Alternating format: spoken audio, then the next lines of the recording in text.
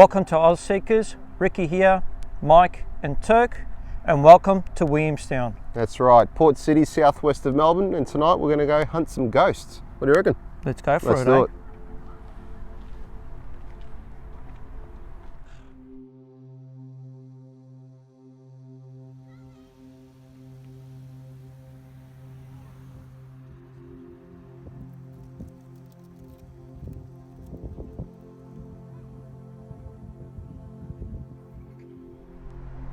So Williamstown is historically a shipping and port town, but it was also a bit of a gangster's paradise. A lot of criminals came through here on the ships, a lot of convicts came through here as well, and established territory here in Williamstown. Check this out, Mike. What's this? I think it's a horse trough. I think so. Oh, hey, there's a plaque over here. Hang on. Let's see what it says. For the relief of horses, a gift from Annis and George Bills. George. So just on here at Nelson Place, we have the drinking fountain from Reverend George Wilkinson. It's a bit of a memorial here. It was erected on his behalf, so it was to obviously prevent people from being intoxicated and to encourage them to drink actual water.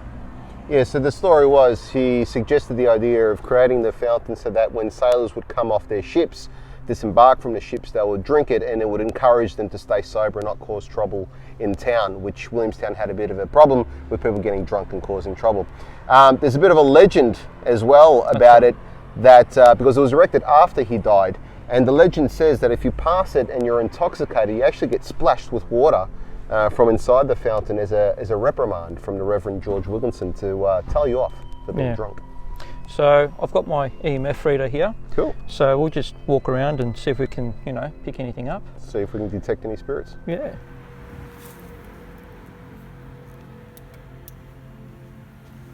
There's an actual plaque here. See, the Reverend died October the 17th, 1875. Yep. So. And nothing on the reading there? Nothing at all. Well, there's a puddle. It's not raining. No.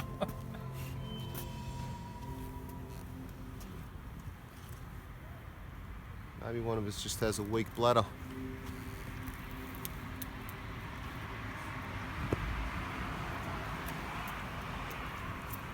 Well, if there's nothing, Ricky, maybe we'll move on to the next spot. Yep. Look at it going off. It's going off. There's something here, I'm sure. I told you that this is the store. Fucking This is hell. the place. Whoa! Quick. I'm filming. So, All right, so we're getting a reading here. So, Ricky, what's the story behind the shop that we're standing at the front of? so basically back in the day, I believe it was 1800s, Going off.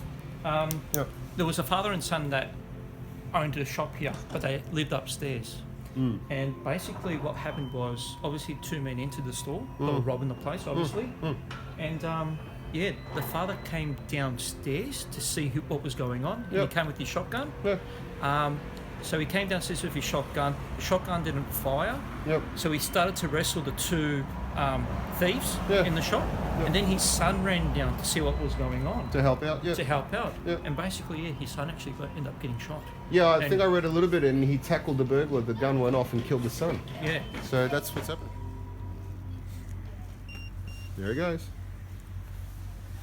Do you want to make our way through the alley? Yeah, we'll make our way through the alley here too. Yeah. Michael? Yep. Let's go.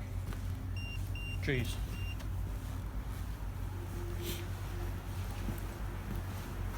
So the EMF, or the electronic magnetic field detector, right? That's what it stands for, isn't it? Yeah.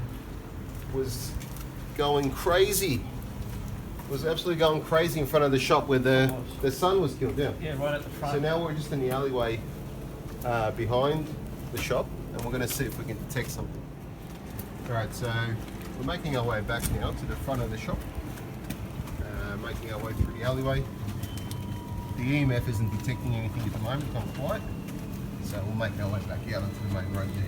Yeah, I reckon that was the best position. So guys, from all the spots we've been, this has been one of the most active locations that we've ever been to. Absolutely. We still get readings here of 0.38, 39 as I'm speaking. It's even going higher. Yeah, so I reckon that will be it from this point on, and we'll head down towards the back beach. Spooky. Yeah.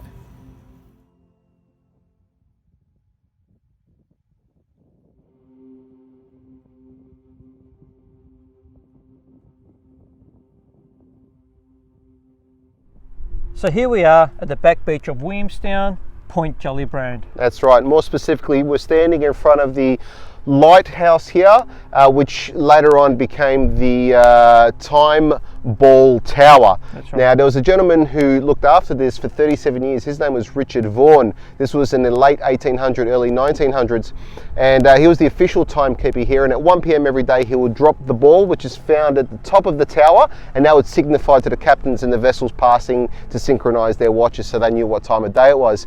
He had a bit of a tragic story. He lost his son, who drowned out at sea, and later on afterwards his wife went, what's lack of a better word, a bit crazy, Yeah. unfortunately, and then sadly Richard also passed away eventually.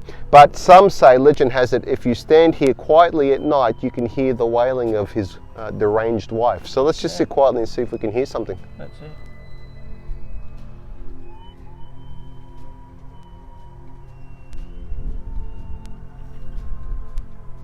Yeah.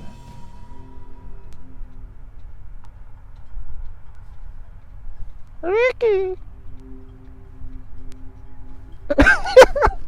No. What? Be serious. No. Oh, Hear it? hear that? Check. What are you hearing? The wailing. Maybe. You know what? Now would be a good time to, what do you reckon? Yeah, we'll get the EMF reader out. Let's do it. Yeah.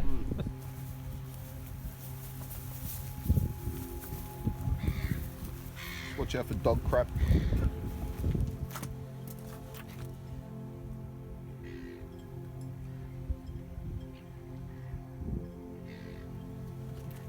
Nothing at all.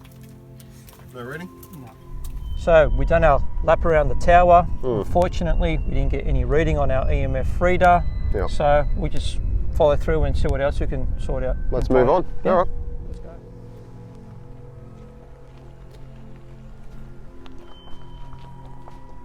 So here we are at the old grain holding facility.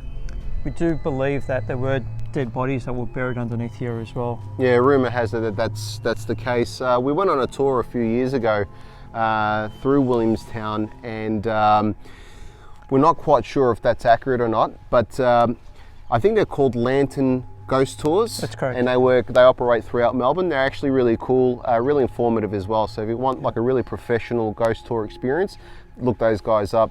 During our experience, during our tour, we stopped at a few locations throughout Williamstown, and the tour guide, I remember, sort of suggested we stop, close our eyes and feel the presence of the spirit. At this particular spot too. Well, at the time I remember just feeling wind, but you know what? I wasn't as in tune with the spirit world as I am now. So I can't recommend those guys enough. Definitely check them out. So we're standing here at the front of the old Williamstown Morgue. It's a beautiful little old historical building made out of bluestone. That's right. I would go in there, but I'm starting to get cold feet. Whoa. We were actually, during the ghost tour, we were in there. We can't go in there at the moment. And we'd have a photo that we'd like to share with you. It's really creepy. Definitely creeped us out when we look back at it. If we could get in there now, we'd show you around, but not at the moment, unfortunately. So Michael, we're at the front of Cafe Chirino. That's right. We are getting a bit of a reading at the front here. The history states like basically at the back of the venue there is a fireplace, and within the fireplace you can actually see a face. Whose don't- face is it? We don't know exactly who the face is, but yeah. Oh, There it goes again. Look at that. Oh, if I come back. Right here. That's a sweet spot right there.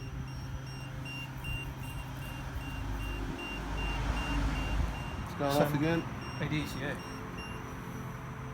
Well, We'll pretty much wrap it up from here, eh? that's our Williamstown experience. We hope you've enjoyed it. Yeah.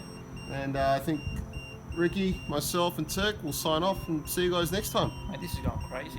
It's in the nines. That's awesome. What do you think of that? Cool. Yeah. All the best, guys, and we'll see you next time.